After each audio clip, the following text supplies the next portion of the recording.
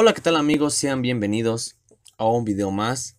Bueno, pues esta vez en equipo vamos a presentar varios artículos de una ley que es la Ley Federal del Procedimiento Contencioso Administrativo.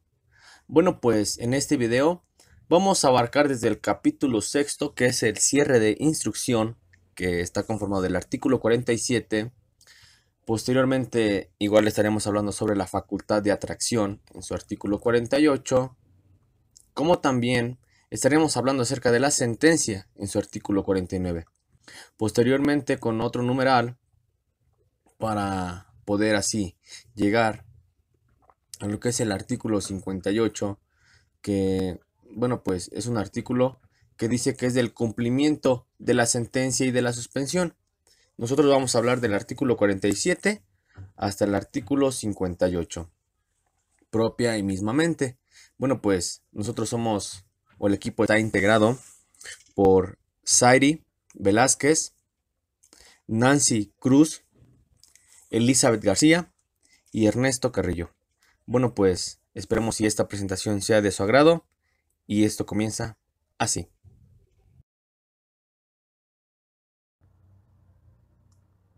Cierre de la instrucción.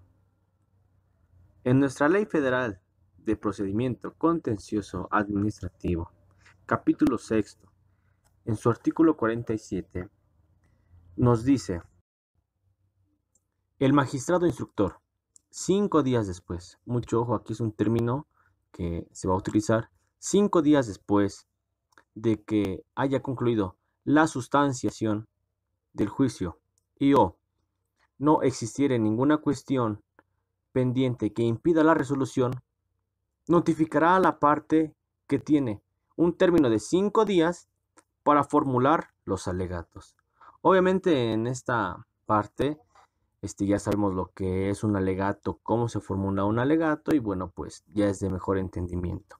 Continuamos de lo bien probado por escrito. Obviamente este alegato se tiene que hacer de manera escrita. ¿Y para qué nos va a servir el alegato? Dice que los alegatos presentados en tiempo deberán ser considerados al dictar sentencias. Dichos alegatos no pueden ampliar la litis fijada en los acuerdos de admisión a la demanda o de admisión a la ampliación de la demanda, ¿ok? Son dos puntos que los debemos de tener bien fijos. En su caso, obviamente, pues respectivamente. Al vencer el plazo de 5 días en que se refiere lo anteriormente hablado, lo que lo explicamos, con alegatos o sin ellos, ya sea que se exista o no se existan estos alegatos, quedará cerrada la instrucción del juicio, sin necesidad de una declaratoria expresa. ¿Ok? De inmediatamente nos vamos a el capítulo séptimo, que es la facultad de atracción. ¿Qué es la facultad de atracción? Bueno, pues el pleno o las secciones del tribunal podrán resolver los juicios con características especiales. Obviamente, pues estas características vienen explicadas en nuestra propia ley y bueno, pues a las que vamos a hacer mención. Dice, fracción primera, revisten características especiales los juicios en los que, fracción A, lo tenemos aquí en la presentación, por su materia, conceptos de impugnación o cuantía, se consideren de interés y trascendencia. Tratándose de la cuantía, el valor del negocio será determinado por el pleno jurisdiccional de la Sala Superior, mediante la emisión de acuerdo general correspondiente. Bueno, pues haciendo también mención a este mismo apartado en su fracción B, dice que para su resolución sea necesario establecer por primera vez la interpretación directa de una ley, reglamento o disposición administrativa de carácter general. Fijar el alcance de los elementos constitutivos de una contribución hasta fijar jurisprudencia. En este caso, el presidente del tribunal también podrá solicitar la atracción. Obviamente, pues estos son los de interés, los que nos interesan, obviamente, pues a la sala. en su segunda fracción, que dice, para el ejercicio de la facultad de atracción, se establecen las siguientes reglas. Aquí vamos a estar sujetos a unas reglas, que igual viene apartado en fracciones. Y dice que la petición que en su caso formulen las salas regionales, el magistrado instructor o las autoridades deberán presentarse hasta antes del cierre de instrucción. Esto, bueno, pues lo tenemos ligado a otro cuadro que dice: la presidencia del tribunal comunicará el ejercicio de la facultad de atracción a la sala regional o al magistrado instructor antes del cierre de la instrucción, respectivamente. Dice que los acuerdos de la presidencia que admitan la petición o de oficio decidan atraer el juicio serán notificados personalmente a las partes en los términos de los artículos 67 y 68 de esta ley. Bueno, pues ya va ligada a la que dice que una vez cerrada la instrucción del juicio, la sala regional o el magistrado instructor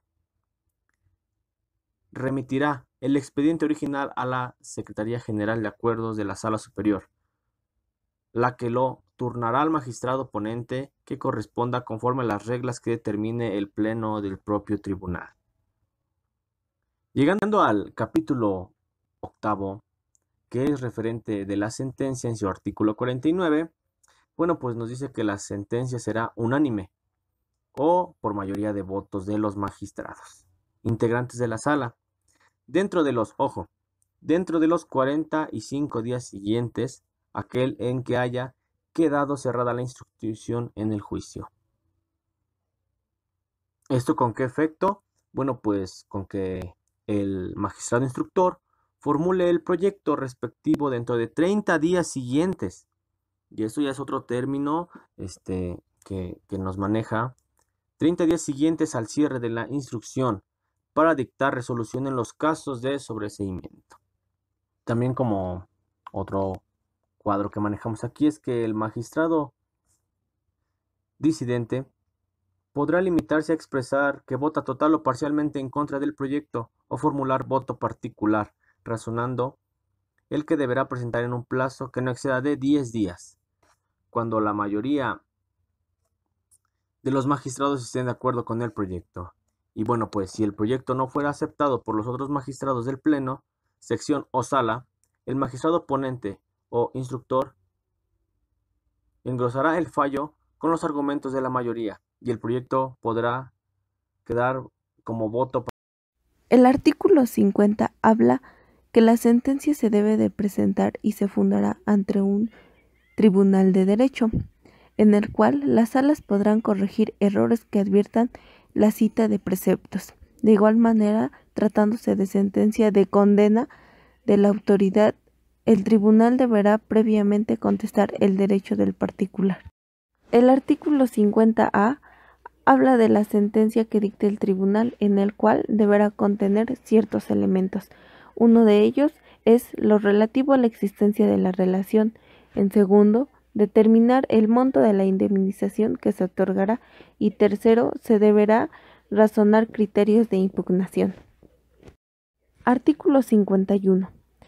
Se declara que una resolución administrativa es ilegal cuando haya incompetencia del funcionario que la haya dictado. 2. Por omisión de requisitos. Y 3. Que los hechos que la motivaron no se realizaron de la manera correcta. Se considera que no afectan las defensas del particular en los siguientes vicios. 1. Cuando haya citatorio donde se haga mención de recibir una orden. 2. Cuando en el citatorio no se haga constar de forma circunstanciada. Y 3. Cuando la entrega del citatorio haya vicio. Artículo 52. El artículo 52 hace referencia a la sentencia definitiva y vamos a empezar a dar una definición rápida y concreta de qué es una sentencia definitiva. Y esta es aquella que pone fin al proceso mediante un juicio o un fallo del juez que decide sobre el litigio. Prosiguiendo con el artículo 52, nos dice que la sentencia definitiva podrá 1. Reconocer la validez de la resolución impugnada. 2. Declarar la nulidad de la resolución impugnada. La 3 la tenemos derogada. La cuarta hace referencia a los supuestos previstos en las fracciones 2 y 3 del artículo 51, en donde nos dice que el tribunal deberá declarar la nulidad para el efecto de que se reponga el procedimiento o se emita una nueva resolución.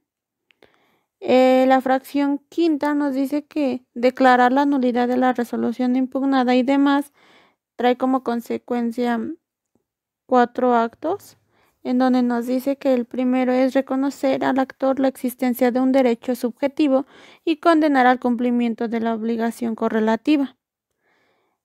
El otro es otorgar o restituir al actor en el goce de sus derechos afectados. La otra es declarar la nulidad del acto o resolución administrativa de carácter general.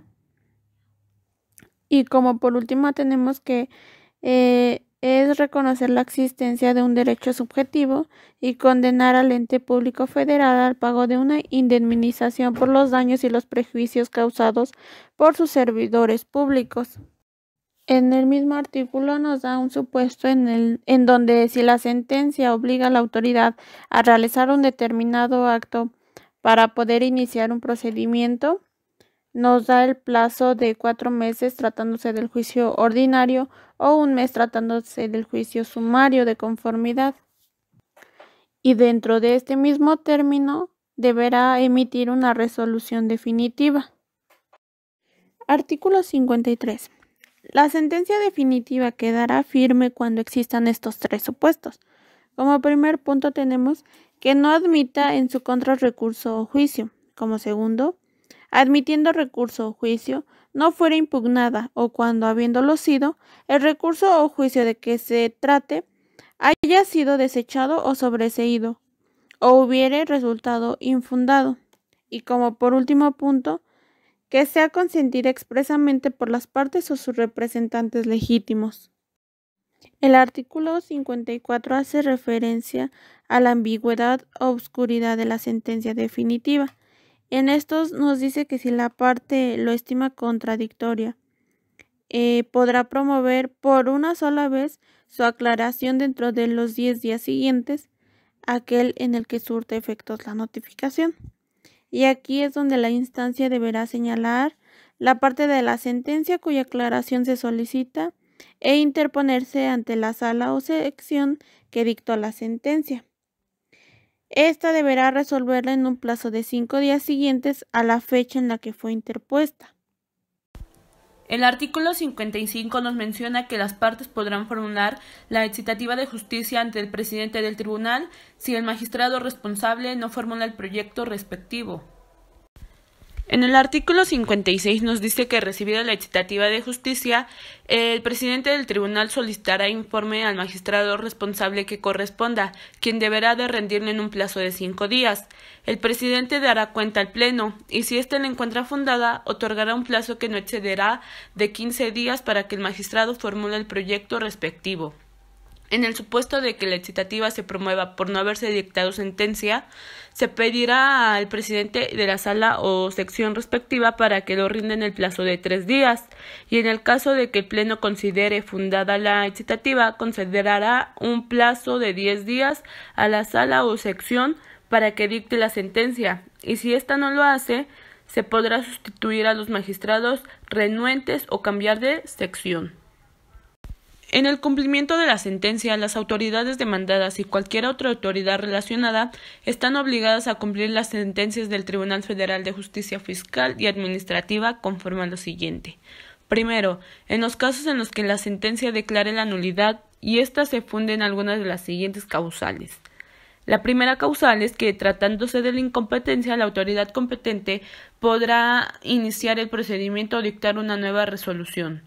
La segunda es que si tiene una causa en un vicio de forma de la resolución impugnada, ésta se puede reponer subsanando el vicio que produjo la nulidad.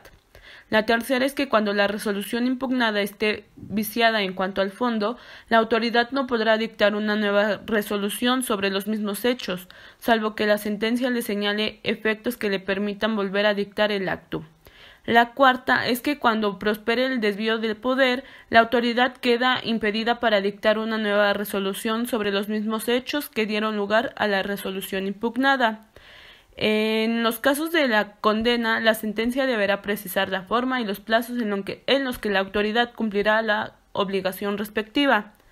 Cuando se interponga el juicio de amparo o el recurso de revisión, se suspenderá el efecto de la sentencia hasta que se dicte la resolución que ponga fin a la controversia.